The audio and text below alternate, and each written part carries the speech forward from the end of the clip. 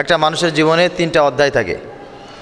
একটা হচ্ছে শিক্ষা জীবন, আরেকটা হচ্ছে কর্মজীবন, আরেকটা হচ্ছে পারিবারিক জীবন। যদি কোনো মানুষ শিক্ষা জীবনে ব্যর্থ হয়ে যায় তাহলে কর্মজীবনেও তার সফলতা আসে। অনেক মানুষ আছে লেখাপড়া মোটেও জানে না, কিন্তু কোটি কোটি টাকার মালিক আছে না? আছে। আবার অনেক মানুষ লেখাপড়া জানে কিন্তু কর্মজীবনে ব্যর্থ। লেখাপড়া অনেক কিছু শিখেছে কিন্তু টাকা পয়সা মোটেও নাই, ইনকাম করতে পারে না, লস ক্ষতি আছে না? এই দুটি জিনিসের উপরে মূলত কোনো জিনিস ডিপেন্ড করে না, ডিপেন্ড করে হচ্ছে পারিবারিক জীবনের উপরে। আপনি যদি পারিবারিক জীবনে ব্যর্থ হন তাহলে আপনার যত টাকা পয়সা থাকুক, যত শিক্ষা থাকুক, কোনো কিছুই আপনাদের কাজে আসবে না। আসবে? আপনার ছেলে মানুষ হলো না, মেয়ে মানুষ হলো না, আপনার পরিবারের সবাই সতর্ক না, তাহলে এক কথায় বুঝে নিতে হবে আপনার শিক্ষা, আপনার অর্থ, আপনার পার্থিব জীবনের কোনো কিছুই এক যারা পরিমাণ কোনো কাজ। শিক্ষা জীবন কিভাবে অতিবাহিত করতে হবে, কিভাবে সফল হতে হবে, এই বিষয়ে আমাদের অনেক মেসেজ আমাদের শিক্ষকরা দিয়ে থাকে। কর্মজীবনে আমরা কিভাবে সফল হতে পারি, এই জন্য একেবারে টপ টু বটম গভর্নমেন্ট থেকে শুরু করে পরিবারের মানুষগুলো আমাদেরকে বারবার ডিরেকশন দেয় যে এইভাবে ব্যবসা করো, এইভাবে চাকরি করো। কিন্তু মা হিসাবে, বাবা হিসাবে, একজন অভিভাবক হিসেবে আমি কিভাবে সফল হতে পারি, এই ডিরেকশন আমাদেরকে কেউ দেয় না। এই ডিরেকশন দেওয়ার দায়িত্ব হচ্ছে একটা প্রতিষ্ঠানের। যে প্রতিষ্ঠানে আপনার বাচ্চা পড়বে, আপনি যে প্রতিষ্ঠানে বাচ্চা দেওয়ার কারণে আপনি অভিভাবক হবেন, এই প্রতিষ্ঠানের দায়িত্ব হচ্ছে আপনি কিভাবে একজন আদর্শবান অভিভাবক হয়ে উঠবেন। একজন আদর্শবান অভিভাবক হওয়ার জন্য কী কী গুণ থাকা জরুরি, কী কী বিষয়গুলো আপনার মাথায় রাখতে হবে, এইটা জানিয়ে দেওয়া। আর যদি এই প্রতিষ্ঠান সেই দায়িত্ব পালন করতে ব্যর্থ হয়, এই দায় হচ্ছে প্রতিষ্ঠানের। আর প্রতিষ্ঠান দিয়েছে আপনি নেন নাই, তাহলে পরিপূর্ণ ব্যর্থতা হচ্ছে আপনার। এজন্য আজকের কথাগুলি আপনাদের খুব অল্প সময়ের ভিতরে খুব গুরুত্ব সহকারে শুনতে হবে ইনশাল্লাহ। আমি প্রথমেই আপনাদেরকে যে বিষয়টা বলবো তা হচ্ছেই, আমরা এখানে যারা আছি আমাদের পরিচয়টা কী এবং আমাদের দায়িত্বটা কী, খুব খেয়াল করে শুনতে হবে। একটা হচ্ছে আমাদের পরিচয়। আমাদের পরিচয় অনেকগুলি হতে পারত, কিন্তু আমাদের পরিচয় অনেকগুলি না। আমাদের পরিচয় সর্বপ্রথম আমরা মানুষ, দ্বিতীয় হচ্ছে আমরা মুসলমান, আমরা মানুষ, আমরা মুসলমান। তৃতীয় হচ্ছে যে আমাদের করণীয় কি, এটার উত্তর হচ্ছে আমাদেরকে যিনি সৃষ্টি করেছেন তার কথাগুলো মেনে চলাই হচ্ছে আমাদের করণীয়। তাহলে মানুষ হিসাবে আমি অনেক কাজ করতে পারি, অনেক কাজ করতে পারি না। মানুষ হিসাবে অনেক কিছু বলতে পারি, অনেক কিছু বলতে পারি না। আবার মুসলমান হিসাবে, ইমানদার হিসাবে আমার অনেক কিছু দায়িত্ব আমার পরে আছে, কিছু নিষেধ আছে, কিছু আদেশ আছে। এই নিষেধ, এই আদেশ আমার সৃষ্টিকর্তা দিয়েছেন, আমার আল্লাহ তাআলা আমার উপরে দিয়েছেন। এইগুলো মানাই হচ্ছে আমার জন্য পৃথিবীতে সবচাইতে জরুরি কাজ। বাকি যে বিষয়গুলি আছে তা হচ্ছে আপনার প্রয়োজন, আপনার দৈনন্দিন জীবনে, পারিবারিক জীবনে, সামাজিক জীবনে, রাজনৈতিক জীবনে যেগুলি আছে এগুলি প্রয়োজন মেটাবার জন্য আপনি সৃষ্টিকর্তার দিক নির্দেশনা মাফিক আপনি নিজে পরিচালিত হবেন। এটা হচ্ছে আপনার দায়িত্ব, কর্তব্য। কথা বোঝা গেছে? এই জন্য আমরা যারা আমাদের সন্তানদেরকে মাদ্রাসায় দিয়েছি, দুটি কারণে দিয়েছি। একটা হচ্ছে আমি মানুষ, সেই জন্য। আমি যদি মানুষ না হতাম আমার সন্তানকে আমি শিক্ষা প্রতিষ্ঠানে দিতাম? আমি গরু, ছাগল বা অন্য প্রাণী হইলে তো আমি আমার সন্তানকে শিক্ষা প্রতিষ্ঠানে দিতাম না। দ্বিতীয় হচ্ছে আমি আমার সন্তানকে মাদ্রাসায় দিয়েছি, এরও একটা কারণ আছে। সে কারণটা হচ্ছে আমি মুসলমান। ঠিক কিনা বলেন? আজকে আপনি যদি মুসলমান না হতাম আমি তাহলে মাদ্রাসাও করতাম না, আর আপনারা কিন্তু আপনার সন্তানদেরকে মাদ্রাসায় দিতেন না। দ্বিতীয় হচ্ছে আমরা মাদ্রাসায় কেন দিয়েছি? মাদ্রাসায় দিয়েছি আমাদের সন্তানকে মুসলমান বানানোর জন্য। এইটা সবাই একটু কনসেপ্ট ক্লিয়ার করেন। আমি যদি আপনাদেরকে জিজ্ঞাসা করি বা কেউ যদি জিজ্ঞাসা করে যে সন্তানকে মাদ্রাসায় কেন দিয়েছেন, এর উত্তরটা হচ্ছে সন্তানকে মুসলমান বানানোর জন্য দিয়েছি। কথা বোঝা গেছে? বলে তাহলে প্রাইমারিতে, হাই স্কুলে, কলেজে বা অন্য কোনো জায়গায় পড়লে কি সন্তান মুসলমান হয় না? হ্যাঁ হয়, কিন্তু তাদের টার্গেট মুসলমান বানানো না। প্রাইমারি স্কুলের টার্গেট সন্তানকে মুসলমান বানানো না। হাই স্কুল, কলেজ, ইউনিভার্সিটির টার্গেট বাচ্চাদেরকে আদর্শবান মুসলমান বানানো না। এদের টার্গেট হচ্ছে বাচ্চাদেরকে শিক্ষিত বানানো। তো শিক্ষিত বানানো আর মুসলমান বানানো এক নয়। সেখানে হিন্দু আছে, খ্রিস্টান আছে, বৌদ্ধ আছে, মুসলিম আছে, সবাই আছে, সবাইকে তারা শিক্ষা দিচ্ছে। তাদের টার্গেট মুসলমান বানানো নয়, কিন্তু আমাদের টার্গেট আলহামদুলিল্লাহ মুসলমান বানানো। এই জন্য আপনারাও যেহেতু আপনাদের সন্তানদেরকে মুসলমান বানাইতে চান, তাই আপনাদের সন্তানদেরকে মাদ্রাসায় দিয়েছেন। পাশাপাশি আর একটা প্রশ্ন থাকে, এত মাদ্রাসা থাকতে এনে মাদ্রাসায় কেন দিয়েছেন? এটা আপনাদের রুচির ব্যাপার। আপনাদের রুচির ব্যাপার। তবে আমি আমার জায়গা থেকে আপনাদের প্রতি ধন্যবাদ এবং কৃতজ্ঞ জানাই, তা হচ্ছে আমাদের প্রতিষ্ঠানের প্রতি আপনাদের কিছুটা হলেও আস্থা আছে। অন্যান্য 8-10টা প্রতিষ্ঠানের চাইতে আলহামদুলিল্লাহ এই প্রতিষ্ঠানের পরে কিছুটা আস্থা আছে বিধায় আপনারা এই মাদ্রাসায় দিয়েছেন। দেখা যাক ইনশাআল্লাহ সেই আস্থা আমরা ধরে রাখতে পারি কিনা। প্রিয় অভিভাবকবৃন্দ, আপনাদের একটা জিনিস মুখস্থ রাখতে হবে, তা হচ্ছে একটা প্রতিষ্ঠানের দায়িত্ব কি, একটা প্রতিষ্ঠান একটা সন্তানকে বাচ্চাকে কি দেয়। আপনারা অনেক সময় এমন কিছু বিষয় আমাদের কাছে কমপ্লেন করেন, যে বিষয়টা আপনাদের কমপ্লেন করারও উচিত না, আমাদের কমপ্লেন অ্যাকসেপ্ট করা উচিত না, কারণ ওইটার সাথে প্রতিষ্ঠানের কোনো সম্পর্ক নাই। আমার কথা বুঝতে পেরেছেন? ওইটার সাথে প্রতিষ্ঠানের কোনো সম্পর্ক নাই। একটা প্রতিষ্ঠানে একটা বাচ্চা আসবে, এসে বাচ্চা এখানে কি শিখবে? বিশেষ করে একটা প্রতিষ্ঠানে এসে বাচ্চা 6টা জিনিস শিখবে। আমার কথা খুব মনোযোগ, কয়টা জিনিস শিখবে? 6টা জিনিস। প্রথমে যে জিনিসটা শিখবে তা হচ্ছে একাডেমিক শিক্ষা, আক্ষরিক জ্ঞান। একাডেমিক শিক্ষা বাচ্চা একটা প্রতিষ্ঠান থেকে গ্রহণ করবে। অ আ ক খ ABCD আলিফ বা তা সা 1 2 3 4, এই যে একাডেমিক শিক্ষা আক্ষরিক জ্ঞান যেগুলি আছে এগুলো হচ্ছে একটা বাচ্চা প্রতিষ্ঠানে এসে শিখবে। যদি আপনার বাচ্চা এখানে আসার পরেও যদি এইগুলো না পারে, তাহলে আপনার অবজেকশন থাকবে প্রতিষ্ঠানের পরে যে আমার বাচ্চাকে যা কিছু শেখানো দরকার আমার বাচ্চা সেইগুলো পাচ্ছে না। 2 নম্বরে আপনার বাচ্চা এখানে এসে সামাজিক জ্ঞান শিক্ষা করবে। কিসের জ্ঞান বলেছি? সামাজিক জ্ঞান। সামাজিক জ্ঞানটা কি? সামাজিক জ্ঞান হচ্ছে ও ঘরে কিভাবে চলবে, রাস্তায় কিভাবে চলবে, ও মাঠে কিভাবে চলবে, বাজারে কিভাবে চলবে, ও মানুষের সাথে দেখা হলে কিভাবে কথা বলবে, সালাম বিনিময় করবে, কুশল বিনিময় করবে, এইগুলি সব শিখবে। এটা হচ্ছে সামাজিক জ্ঞান। কথা বুঝতে পেরেছেন? আপনারা অনেকেই আপনাদের বাচ্চাদেরকে আমাদের কাছে দেন, দিয়ে অসামাজিক বানায় রাখেন। কি বানায় রাখেন? অসামাজিক। আপনার বাচ্চাকে আপনি সামাজিক হতে দেন না। সেটা কেমন? আপনি আপনার বাচ্চাকে মাদ্রাসায় নিয়ে আসছেন, প্রতিষ্ঠানে দিয়ে গেছেন, ওর হাত এরকমভাবে ধরে রাখেন, ওরে কারোর সাথে মিশতে দেবেন না, কারোর সাথে কথা বলতে দেবেন না। ক্লাসে বসছে তো বসছে, আপনার বাচ্চাকে আপনি একেবারে কোলের ভিতরে নিয়ে বসছেন। অনেক অভিভাবক এরকম আছে না? কথা বলেন। আমি বকা দিয়ে, গালি দিয়ে, ধমক দিয়ে, বেশি কথা বলে আপনার বাচ্চাকে ওই জায়গায় বসাই, আপনাকে ক্লাস থেকে বের করে দিতে বাধ্য হই। কেন? আপনি তো আপনার বাচ্চাকে সামাজিক যদি বানাতে চান, তাহলে সমাজের কাছে ওকে ছেড়ে দিতে হবে। অল্প সময়ের জন্য হলেও আপনাকে দিতে হবে। আপনার ছেলেকে সামাজিক শিক্ষা দেওয়ার নৈতিক দায়িত্ব হচ্ছে প্রতিষ্ঠানের। আপনার ছেলেকে একা একা ছেড়ে দেবেন। দেখুন আমাদের এখানে আবাসিক যে বাচ্চাগুলি আছে, ওরা নিজেরা খায়, নিজেরা ঘুমায়, ওরা নিজেরা নিজেদের কাজকাম করে, সব কিছু করে। যদি এই কাজগুলি ওদেরকে করতে দেওয়া না হয়, তাহলে ওরা কি এই কাজগুলো শিখতে পারবে? আচ্ছা, এদেরকে বের করে দিতে হবে। দরজা লাগিয়ে দাও, দরজা আটকে দাও। খুব অল্প সময়, প্লিজ, খুব অল্প সময়। রমজান মাস বেশি কথা বলা যাবে না, খুব অল্প সময়। এজন্য আপনার বাচ্চাকে সামাজিক শিক্ষা দেওয়ার, সামাজিক জ্ঞান দেওয়ার দায়িত্ব হচ্ছে একটা প্রতিষ্ঠানের।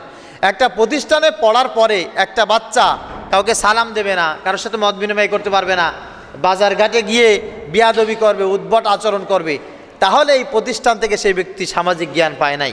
কেন পায় নাই? এটা প্রতিষ্ঠানেরও দেখার দায়িত্ব।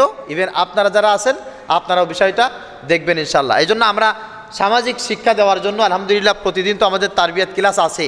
এছাড়াও আপনারা জানেন প্রতি বৃহস্পতিবারে আমাদের একটা ক্লাস হয়, এক্সট্রা ক্লাস, জানেন না? এই প্রতি বৃহস্পতিবারে আমরা কিন্তু সামাজিক শিক্ষা দিই, সামাজিক জ্ঞান শিক্ষা দিই। মার সাথে কীভাবে কথা বলবে, বাবার সাথে কীভাবে কথা বলবে, কিভাবে সালাম দেবে, জামা কাপড় কীভাবে পরবে, সমাজে কিভাবে চলাফেরা করবে, এই শিক্ষাগুলো কিন্তু এখান থেকে দেওয়া হয়। এবং আলহামদুলিল্লাহ বছরের প্রথম 1 মাস 2 মাস বাচ্চাদের আচার আচরণ যা থাকে, পরবর্তীতে আমাদের এই নুরানি মাদ্রাসার বাচ্চাদের কিন্তু আচার আচরণ সামাজিকভাবে অনেকটাই পরিবর্তন হয় স্কুলের চাইতে এবং অন্যান্য যে কোনো প্রতিষ্ঠান থেকে। এটা কি সত্য কথা নাকি মিথ্যা কথা? আলহামদুলিল্লাহ। 3য় নম্বরে একটা প্রতিষ্ঠান বাচ্চাকে যে শিক্ষা দেয় তা হচ্ছে মানসিক এবং শারীরিক শিক্ষা। কি বলেছি? মানসিক শিক্ষা এবং শারীরিক শিক্ষা। মানসিক শিক্ষা কি?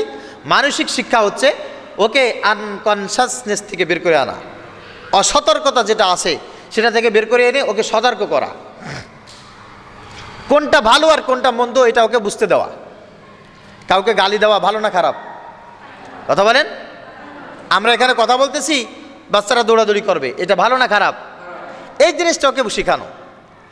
এই জিনিসটা ওকে শেখানো, কোথায় আস্তে কথা বলতে হবে, কোথায় জোরে কথা বলতে হবে, কোথায় ডান হাত ব্যবহার করতে হবে, কোথায় বাম হাত ব্যবহার করতে হবে, হ্যাঁ, ডান দিক কীভাবে যেতে হবে, বাম দিক কীভাবে যেতে হবে, সামনে পিছনে, এই যে ভালো মন্দ, ন্যায় অন্যায়, হ্যাঁ, সাদা কালো, গরম ঠান্ডা, এই সব কিছু বুঝতে শেখা, এটা হচ্ছে ওর মানসিক বিকাশ। আলহামদুলিল্লাহ আমাদের বাচ্চাদেরকে প্রথমেই যখন ক্লাস শুরু হয়, সবক শুরু হয়, তখন কি বিষয় আমরা শিক্ষা দিই, আপনারা যারা প্রতিদিন আসেন তারা দেখেছেন, ডান দিক বাম দিক, হ্যাঁ, ডানের ফজিলত বেশি বামের তুলনায়, হ্যাঁ, এরকম কিছু বিষয় আছে না, এরকম কিছু বিষয় আছে। এই জন্য বাচ্চাদেরকে মানসিক দিক দিয়ে সবসময়ের জন্য সতর্কতা অবলম্বন করানো শেখানো, এটা হচ্ছে একটা প্রাতিষ্ঠানিক দায়িত্ব। যদি একটা প্রতিষ্ঠানে শিখে মানুষ ভালো মন্দ যাচাই বাছাই করতে না পারে, হ্যাঁ, কোনটা ভালো কোনটা মন্দ, তাহলে ওইটা শিক্ষা প্রতিষ্ঠান না। আর ওই শিক্ষা প্রতিষ্ঠান থেকে মানুষ কোনোদিন আদর্শবান মানুষ হতে পারে না। আর একটা হচ্ছে শারীরিক শিক্ষা। শারীরিক শিক্ষা হচ্ছে একটা বাচ্চা শুধুমাত্র পড়বে, এটা কিন্তু কোনো বাচ্চার ফিউচার হতে পারে না। আমি শুধুমাত্র পড়বো, এটা আমার বাচ্চার ফিউচার না, আমার ফিউচারও না, আমার সন্তানদের ফিউচারও না। এই বাচ্চাটা হাঁটবে, দৌড়াবে, হ্যাঁ, কাজ করবে, অনেক কিছু করবে। এই জন্য বাচ্চাদেরকে আমরা লম্বা একটা টিফিন দিয়ে থাকি, এখানে আধা ঘন্টার টিফিন দেয়। অনেক অভিভাবক না বুঝে বলে আর কি, যে হুজুর 2.5 ঘন্টা 3 ঘন্টা ক্লাস, তার ভিতরে আবার আধা ঘন্টা টিফিন, এইটা কি কেমন কথা? উনি বোঝেন নাই, এই টিফিনটাও কিন্তু প্রতিষ্ঠানের ক্লাসের একটা অংশ এবং অন্যতম একটা অংশ। এই টিফিন যদি না থাকে, বাচ্চারা যদি দৌড়াদৌড়ি না করে, আমার এখানে বাচ্চারা দৌড়াদৌড়ি করে, আমি মাদ্রাসায় থাকলে আমি মাঠে দাঁড়ায় থাকি, দেখছেন? এর কারণ কি? কারণটা হচ্ছে দৌড়াদৌড়ি করবে, ও একজনের সাথে আরেকজনের সাথে কথা খেলাধুলা করবে, মত বিনিময় করবে, এর ভিতর দিয়ে যদি কোনো ভুল ত্রুটি হয় আমি বলে দেব। দৌড়াদৌড়ি করা যাবে, খেলাধুলা করা যাবে, কিন্তু কাউকে গালি দেওয়া যাবে না, কাউকে মারা যাবে না, হ্যাঁ, কাউকে আঘাত করা যাবে না, এই বিষয়টাকে শিক্ষা দিতে হবে। এজন্য এটা হচ্ছে শারীরিক বিকাশ, এটাও একটা প্রতিষ্ঠানের নৈতিক দায়িত্ব। একটা প্রতিষ্ঠান বাচ্চাদেরকে কিছু সময় ছেড়ে দিয়ে ওদেরকে শারীরিক শিক্ষাটা দেবে ইনশাল্লাহ, এটা হচ্ছে প্রতিষ্ঠানের দায়িত্ব। 4 নম্বরে যে দায়িত্ব, তা হচ্ছে প্রত্যেকটা জিনিসের ব্যাপারে কিছু সমস্যা আছে, কিছু সমাধান আছে, কিছু সমস্যা আছে, কিছু সমাধান আছে। আমরা বাচ্চাদেরকে এটা শিখাবো, এটা একটা প্রতিষ্ঠানের দায়িত্ব। লেখাপড়া করতে গিয়ে কিছু সমস্যা হবে, এর সমাধান বের করতে হবে। একটা বাচ্চা এসে বললো যে হুজুর আমি হাতের লেখা লিখতে পারিনি, কেন? বিদ্যুৎ ছিল না। তাহলে বিদ্যুৎ না থাকাটা একটা কি সমস্যা, তাহলে এর সমাধানটা কি? বাচ্চাকে শিখাই দিতে হবে। এই বিদ্যুৎ ছিল না, তা কি হয়েছে? মোমবাতি ছিল না, চার্জার লাইট ছিল না, বিকল্প সমাধান কি করা? তাকে বের করে দেওয়া। প্রত্যেকটা জিনিসে বাচ্চারা কিন্তু অজুহাত দেবে, হুজুর কালকে আসি নাই, কেন? আমি ঘুম থেকে উঠতে দেরি করে ফেলেছি। তা ঘুম থেকে দেরি করে উঠতে পারাটা একটা সমস্যা, এর সমাধান কি? সমাধান হচ্ছে আপনার আব্বু ডেকে দেয় নাই, আপনাদের বাড়ি মোবাইল নেই, আপনি অ্যালার্ম দেন নাই কেন? প্রত্যেকটা জিনিসের সমস্যা এবং সমাধান এটা বের করে দেওয়ার দায়িত্ব হচ্ছে একটা শিক্ষা প্রতিষ্ঠানের। মনে রাখবেন, এমন কোনো কাজ পৃথিবীতে নাই যে কাজের কোনো সমস্যা নাই, এবং এমন কোনো সমস্যা পৃথিবীতে নাই যে সমস্যার কি নাই, সমাধান নাই। এই সমস্যার সমাধান একটা বাচ্চা শিক্ষা গ্রহণ করবে হচ্ছে প্রতিষ্ঠান থেকে। 5 নম্বরে পরস্পর সহযোগিতা শিক্ষা দেওয়ার দায়িত্ব হচ্ছে একটা প্রতিষ্ঠানের। পরস্পর সহযোগিতা, আমরা মানুষ হিসাবে আমাদের হিউম্যানিটি থাকতে হবে, মানবিক আদর্শ থাকতে হবে। এখানে ছেলে হোক মেয়ে হোক, নারী হোক পুরুষ হোক, বড় লোক হোক গরিব হোক, যেই হোক না কেন, প্রত্যেকের কিছু সমস্যা আছে, মুসিবত আছে। এই সমস্যায়, এই মুসিবতে পাশে দাঁড়ানোর দায়িত্ব হচ্ছে আমরা মানুষ, আমাদের। কথা বোঝা গেছে? এটা আমাদের বাচ্চাদেরকে শিক্ষা দেওয়া হচ্ছে প্রতিষ্ঠানের দায়িত্ব। যে কেউ মাদ্রাসায় এসে বা আপনার কাছে এসে বললো হুজুর আমি একটু বিপদগ্রস্ত, আমাকে একটু দান করেন, সহযোগিতা করেন, তো তাকে কি বলতে হবে? আপনি আমার কে? আপনাকে আমি চিনি, আপনাকে আমি কেন দেব? এই টাকা পয়সা কি আমি আপনার জন্য জোগাড় করছি? আপনি আমার কাছে চাউল চাইছেন, আমি তো বাজার করে নিয়ে আসছি আমার বাচ্চাদের জন্য, আমাদের পরিবারের জন্য, আপনাকে আমি কেন দেব? এগুলো শিখাবে না, বরঞ্চ শিক্ষা দিতে হবে যে বিপদগ্রস্ত তাকে সবসময়ের জন্য কি করতে হবে? সহযোগিতা করতে হবে। বিপদে সহযোগিতা করা এটা হচ্ছে মানুষের সবচাইতে বড় জিনিস, এটা একটা শিক্ষা প্রতিষ্ঠান মানুষকে শিখাবে। 6 নম্বরে এবং শেষ নম্বরে যে জিনিসটা, তা হচ্ছে নেতৃত্ব এবং দায়িত্ববোধ একটা শিক্ষা প্রতিষ্ঠান বাচ্চাদেরকে শিখাবে।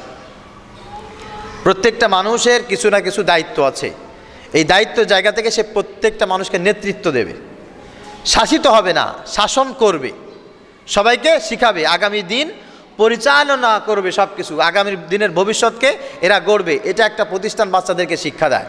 আমরাও দেখেন আলহামদুলিল্লাহ যারা এখানে নিয়মিত আসেন, মাদ্রাসার তালিম সম্পর্কে যাদের ধারণা আছে, আমাদের প্রত্যেকটা স্টুডেন্ট এক একজন টিচার, জানেন আপনারা? দেখছেন আমাদের বাচ্চাদেরকে আমরা শুধু পড়াই না, আমাদের বাচ্চাদের থেকে আমরা নিজেরাও শিখি।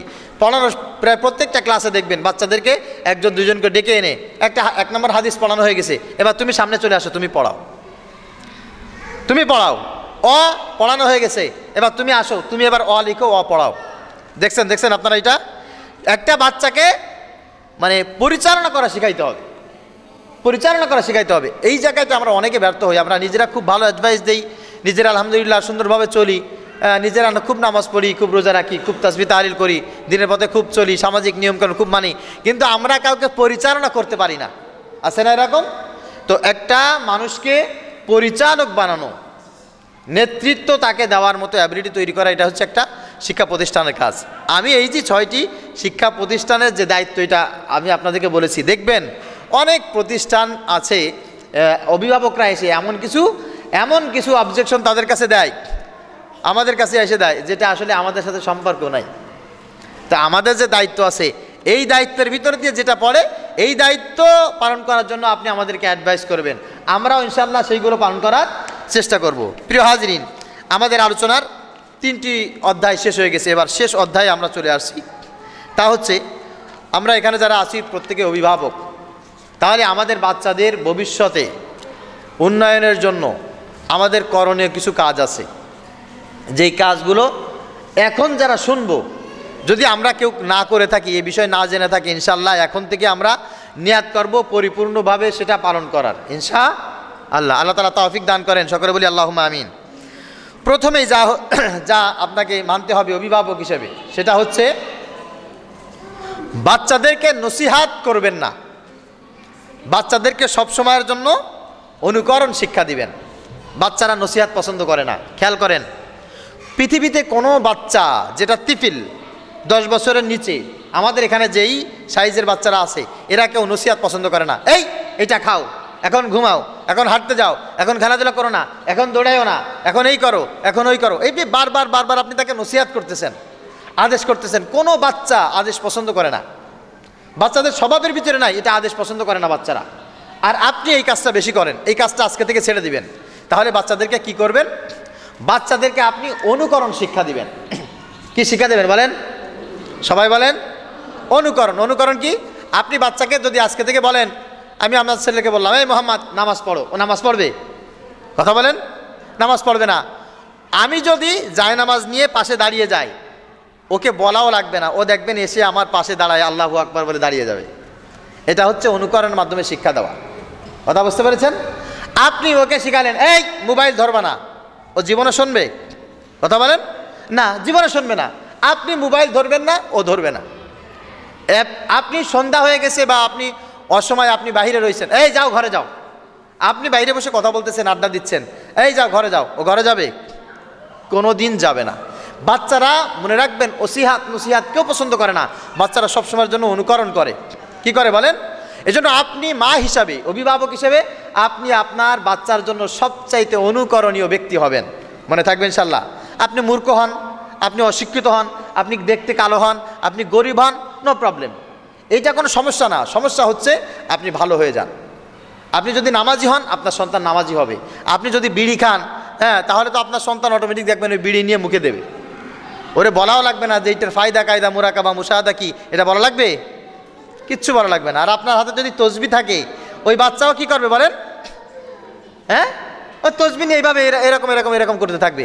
আপনি যদি মোনাজাত ধরে কাঁদেন, তাহলে আপনার বাচ্চা দেখবেন মোনাজাত ধরে ও কাঁদবে। ও জানে না মোনাজাত মানে কি, আপনি কি বলতেছেন কিচ্ছু জানে না। তারপরে কি করে, মাঝে একদিন জুমার নামাজের সময় আমার ছেলে আসছে মসজিদে, তো নামাজের পরে মোনাজাত ধরেছি, কান্না করতেছে সবাই। ও এমন জোরে কান্না করতেছে যে মুসল্লিরা 3-4 জনে মিলে ওরে ধরে মসজিদ থেকে বেরো নিয়ে গেছে। পরে ওরা বলতেছে কি, তুমি কাঁদতেছে কেন? আমার আব্বা কাঁদতেছে তাই আমি কাঁদতেছি। এটা হচ্ছে অনুকরণের মাধ্যমে শিক্ষা দেওয়া। অনুকরণের মাধ্যমে কি করা বলেন? শিক্ষা দেওয়া। আপনার বাচ্চার জন্য আপনি অনুকরণ হবেন। মনে থাকবে ইনশাআল্লাহ। দেখেন, নবীজি সাল্লাল্লাহু আলাইহি ওয়াসাল্লামকে আল্লাহ পাক রব্বুল আলামিন অনুকরণ করতে বলছেন। সাহাবা আজমাইন, নবীজির যে ইলম, নবীজির যে জ্ঞান, নবীকে আল্লাহ পাক রব্বুল আলামিন যে রিসালাত দিয়েছিলেন, এইটার ওজন কি সাহাবীদের ভিতরে সহ্য করার মতো কোনো শক্তি ছিল না।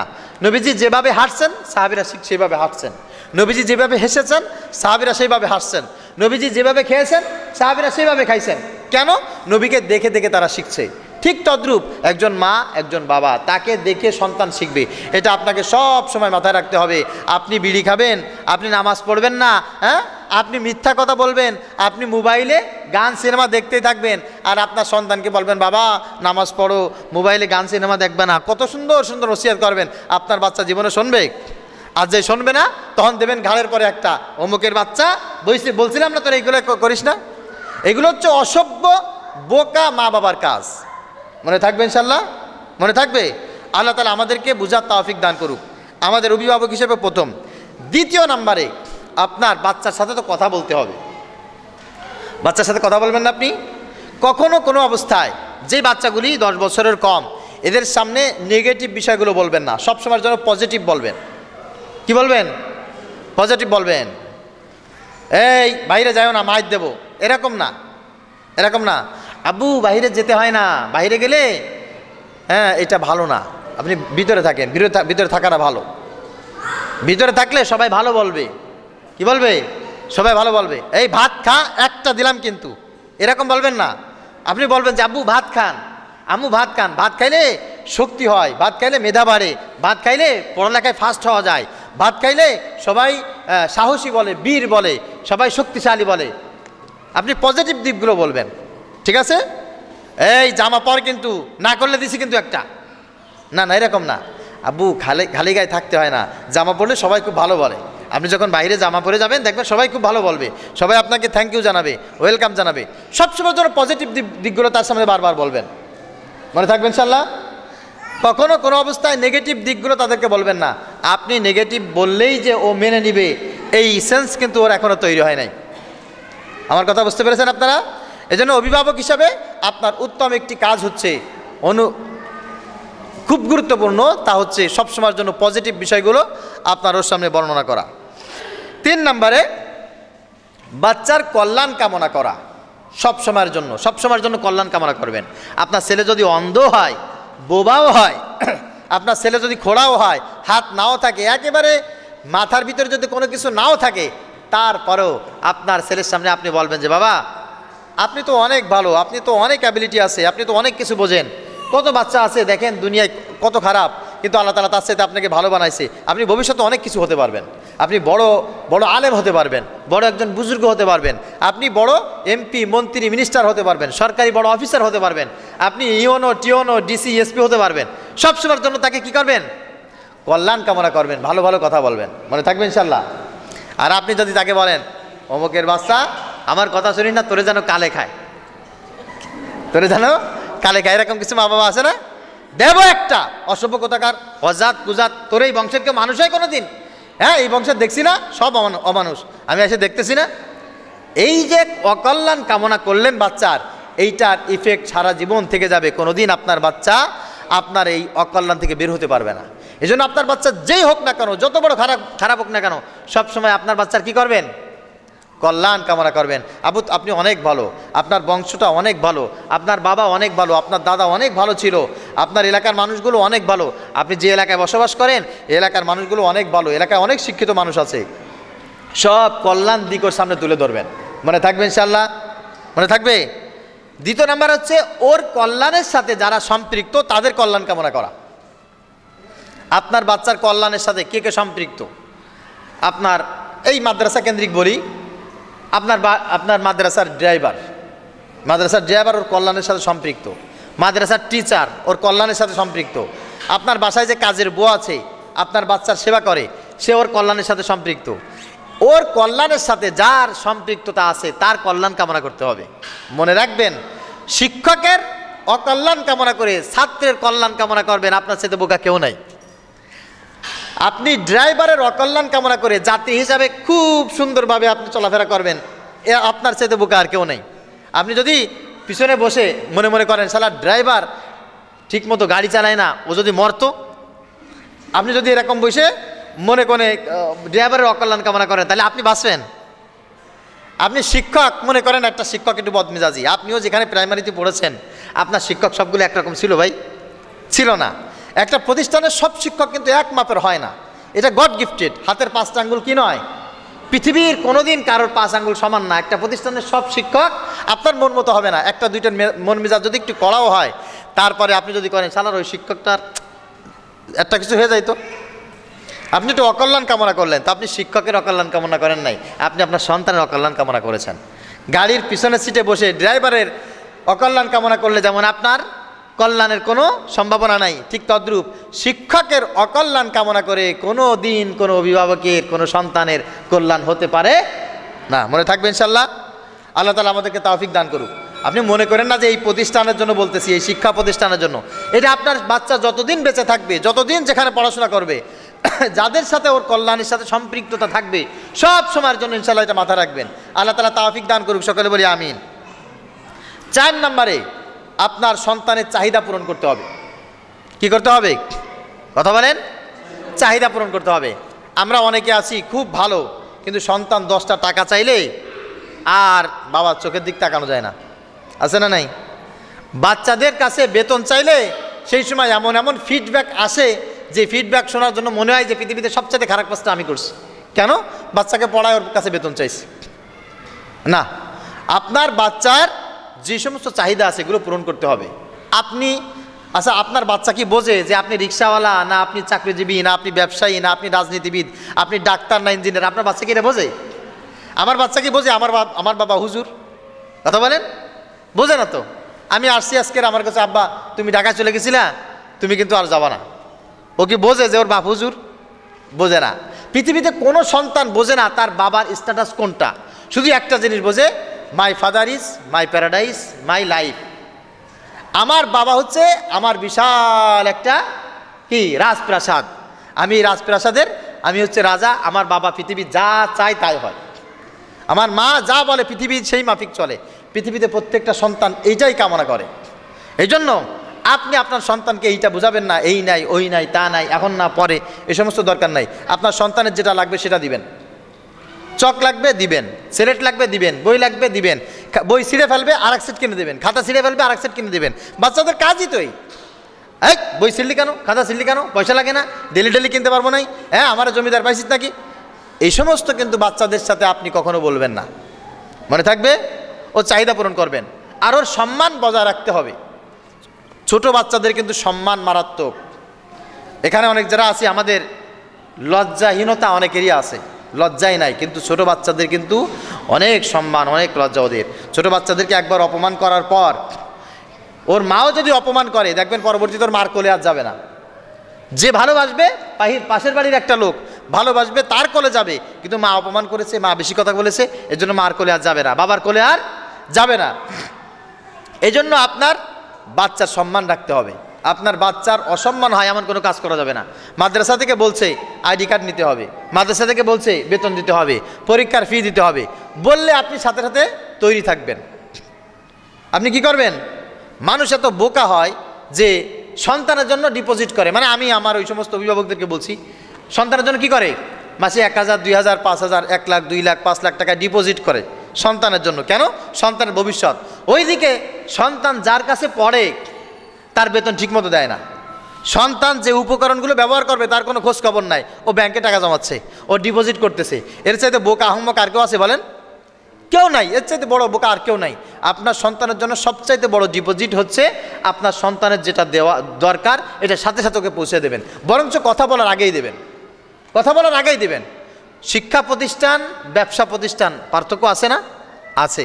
আপনার এখানে আপনার বাচ্চা যা কিছু শিখবে সেই উপকরণগুলোর জন্যই আপনার বাচ্চাকে তাকিদ দেওয়া হবে। এই জন্য আপনাকে খুব বেশি সতর্কতা অবলম্বন করতে হবে। আল্লাহ তাআলা আমাদেরকে বুঝার তৌফিক দান করুক, সকলে বলি আমিন। সর্বশেষ আপনার সন্তানের জন্য যেই কাজটা করতে হবে তা হচ্ছে দোয়া করতে হবে। কি করতে হবে? দোয়া করতে হবে। আপনি নামাজ পড়বেন না, আপনি পর্দা করবেন না, আপনি তেলাওয়াত করবেন না, তাহাজ্জুদ পড়বেন না, আপনি আপনার সন্তানের জন্য দোয়া করবেন না, অথচ আপনি চাইবেন যে আপনার ছেলে এই হোক ও হোক তা হোক, জীবনে কোনো দিন হবে না। দেখুন, আমি আমাদের এই মাদ্রাসার অভিজ্ঞতার আলোকে বলি, এই মাদ্রাসায় আলহামদুলিল্লাহ আমাদের এই পর্যন্ত 48 জন কমপ্লিট হাফেজ বের হয়েছে আলহামদুলিল্লাহ। আমাদের মাদ্রাসার ছাত্ররা বাংলাদেশের বিভিন্ন জায়গায় খতম তারাবি পড়াচ্ছে। আমাদের মাদ্রাসায় অল্প কিছু পড়েছে, তারপরে পড়াশোনা করেছে অন্য জায়গায়, বিভিন্ন জায়গায়। এরকম অনেক স্টুডেন্ট আছে ভালো ভালো জায়গায় অনেক কিছু করতেছে। কথাটা বলছি এই কারণে, এদের সাথে ভর্তি হয়েছিল অনেক স্টুডেন্ট, তাদের মেধা ভালো ছিল, তাদের আচার আচরণ ভালো ছিল, কিন্তু সেই সন্তানগুলো মানুষ হয় নাই। সন্তানগুলো অর্ধেক পথে হোঁচটকে পড়ে গেছে। এর যত কারণ ছিল, সবচাইতে অন্যতম কারণ হচ্ছে এর বাবা নামাজ পড়তো না, এর মা পর্দা করতো না, এর মা বাবা এর জন্য দোয়া করতো না। এই জন্য সন্তানের জন্য সবচাইতে বড় ডিপোজিট হচ্ছে সন্তানের জন্য সবসময় দোয়া করা। আপনারা আপনাদের সন্তানের জন্য সবসময় দোয়া করবেন, মনে থাকবে ইনশাআল্লাহ। 5 ওয়াক্ত নামাজ পড়ে, তাহাজ্জুদ নামাজ পড়ে আপনি যদি আপনার সন্তানের জন্য দোয়া করতে পারেন, ইনশাআল্লাহ সুম্মা ইনশাআল্লাহ আপনার সন্তানের দোয়া বিফল যাবে না। আপনার দোয়া বিফল যাবে না। আপনার সন্তান অবশ্যই টুডে অর টুমরো আপনার জন্য সেরা একটা সম্পদ হিসাবে পরিণত হবে। আল্লাহ পাক রব্বুল আলামিনের কাছে যেই কথাগুলি আজকে অভিভাবক সবাই বললাম, এই কথাগুলি সর্বপ্রথম আমাকে আর যারা শুনলেন সবাইকে আমল করার তৌফিক দান করুক।